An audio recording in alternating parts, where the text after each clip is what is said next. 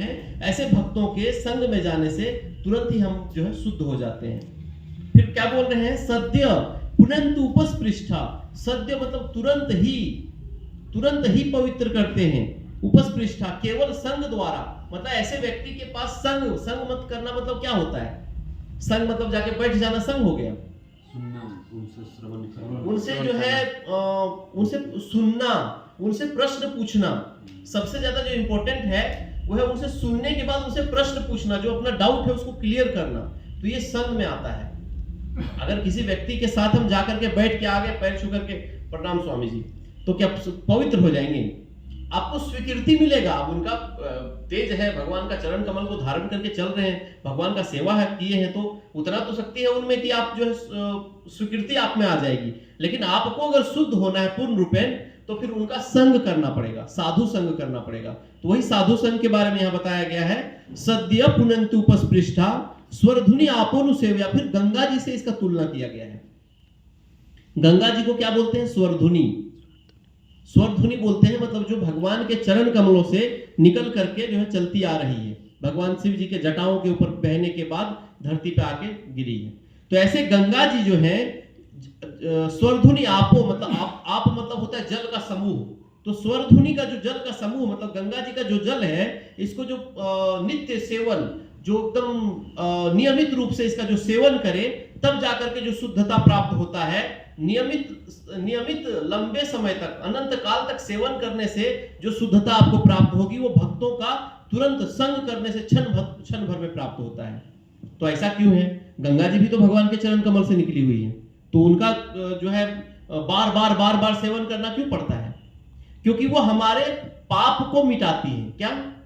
हमारा पाप जो है उसको मिटाती है। लेकिन जो ऐसे जो ऐसे यत्पाद संश्रय सूत, जो इस क्वालिटी को जो भगवान के चरण कमलों में प्रकृष्ट रूपे में जो एकदम पकड़े हुए हैं, ऐसे भक्तों का संग करने से क्या होता है? वो पाप करने के मूल को नष्ट कर देते हैं, जड़ को नष्ट कर देते हैं। उदाहरण स्वरूप जो मुनगा होता है ना, मोरिंगा, उसको आप कितना बार भी काट दीजिएगा तो फिर से वो जो है अपना सीजन तक उतना बड़ा हो जाएगा।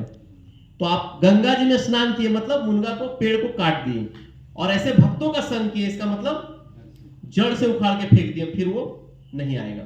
मतलब वो जो आपके अंदर प्रवृत्ति है उसको, पाप को करने की, वो प्रवृत्ति समाप्त हो जाती है ऐसे भक्तों के संग करने से। कैसे समाप्त होती है?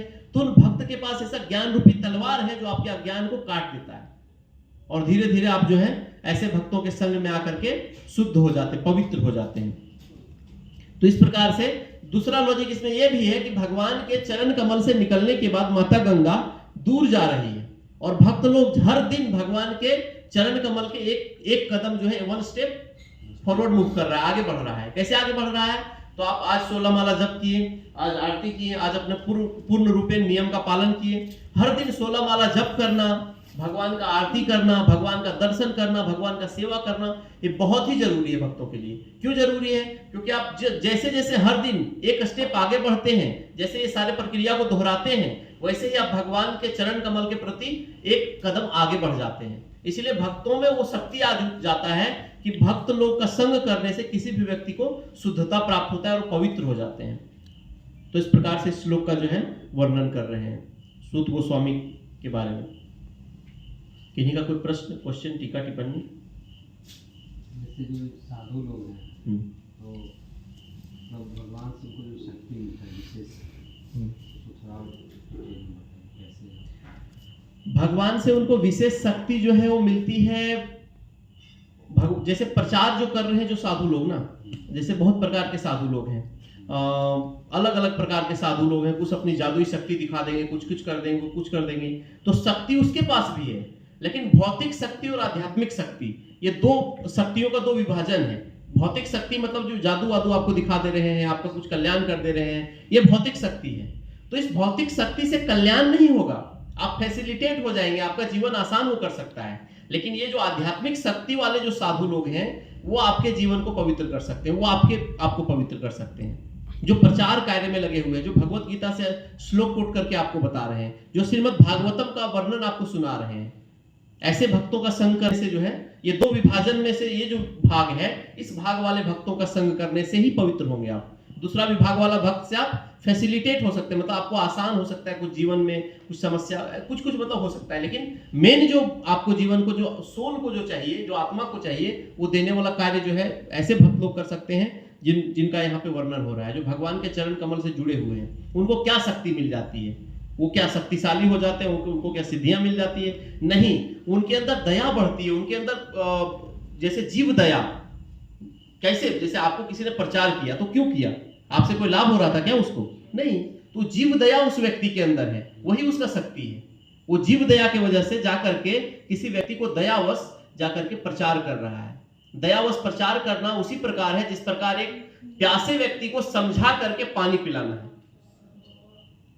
उसी प्रकार से जो है किसी व्यक्ति को प्रचार करना है। तो वो करुणा अनुकंपा है ऐसे भक्तों का, जो उस अनुकंपा से आपके ऊपर कृपा करने के लिए जा रहे हैं, यही शक्ति का प्रयोग कर रहे हैं। दूसरा है कि भगवान का चरण कमल को धारण करके चलते हैं, भगवान का नाम जप करते हैं, भगवान का यश का गुणगान करते हैं। तो ऐसे भक्तों में भगवान वो समृद्धि, वो शक्ति डाल देते हैं कि किसी भी व्यक्ति को जब जाए तो उनको बोले तो उनके हृदय को तुरंत जो है आघात करे, तुरंत उनके हृदय को परिवर्तित कर दे। कथाकार 12 लाख लिए होता है, लोग सुनते हैं और मनोरंजन रूप में नाच करके गा करके चले जाते हैं। तो वो प्रभाव इसीलिए नहीं हो रहा है क्योंकि भागवत को वही उन्होंने दान में ले लिया रहता, उतना ही अगर उनका चाहिए भी तो दान में ले लेते तो उनका भागवतम का मूल्य नहीं लगता, तो वो उसका जो है वो प्रभाव जो है उसका हृदय परिवर्तित हो पाता। इसलिए ऐसे भक्तों का संग करना चाहिए जो आपसे मूल्य ना ले रहे हैं, वो आपको भक्ति देने के बदले में। तो इस प्रकार से साधुओं का वर्णन है, बहुत ही गहरा विषय है ये। कौन सा श्लोक है? क्या? कौन? श्रीमद् भागवत महापुराण का 15वां श्लोक है, पहला अध्याय का। यत् पाद संश्रय सुत मुनिः प्रस्मायन सद्य पुनन्ति उपस्पृष्टा स्वरधुनि आपोनुसेवया।